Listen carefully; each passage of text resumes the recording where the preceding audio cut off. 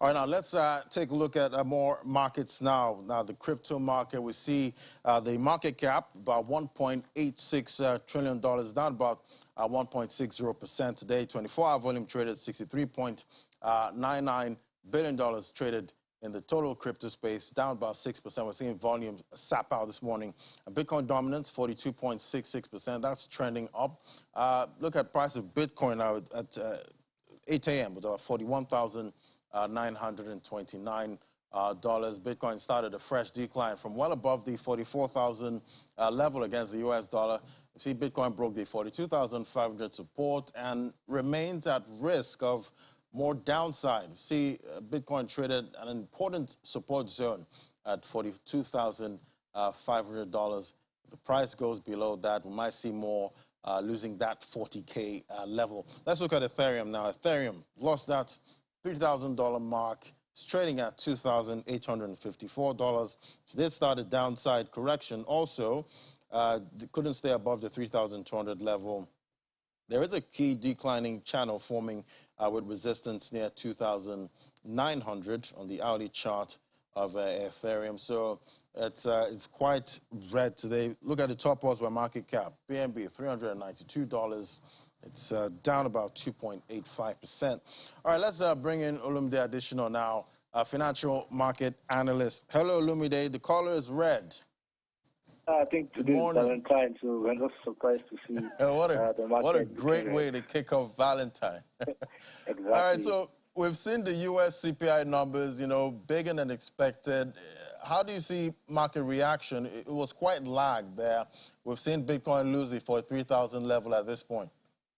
Yeah, it's just like you rightly said, after the numbers came out, Bitcoin lost that $45,000 support level, and that was basically because the U.S. inflation data suggested that the U.S. Fed Reserve Bank will be very aggressive, and that kept a lot of parabolics in the market, and not just the inflation number. The geopolitical tension in Ukraine, between Ukraine and Russia, also kept a lot of investors on their foot, knowing fully well that we have about, the Russians have about 100,000 strong men at the Ukrainian border, suggesting that these things could get hot, and, the market really reacted negatively to that. So they moved their funds to safe haven currency. So the numbers in the crypto market just tells you that the volatility and liquidity as damping. But the truth be told is that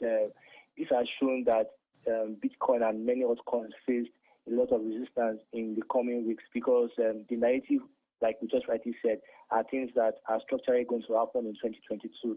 So the odds are really with the BS right now. Quite interesting. And I see the IMF has described the e-Naira and other central bank digital currencies as better than Bitcoin. Quite interesting, eh? Yeah, if you listen to the managing director, what she was really highlighting was the fact that it had government backing, and it had some structural advantages. Left it that it was much more visible than other entities running private money and the decentralized nature in Bitcoin. But taking the narrative away from that, what she was really talking on that a lot of people need to understand is that the fact that the CBDCs like the INR have a lot of potential. So I think to look at the report is just to look at the fact that CBDC are here to stay. Quite interesting. But another JPEG has sold again for an incredible amount. The CryptoPunk sold for about $23.7 million. Yeah, it was so shocking. I think about 3 days ago, we saw the news and it really piqued my imagination. This was a JPEG picture that was minted for less than $1,500 a couple of 4 years ago, and it was sold for just about $23.7 million, or about 8,000 Ethereum. This just tells you the valuation around JPEG or NFTs you see in this asset. But the interesting thing we need to look at is that it shows that the NFT space is maturing. It shows that investors are coming into valuable entities, and that's really why we saw that valuation kicking up, because the particular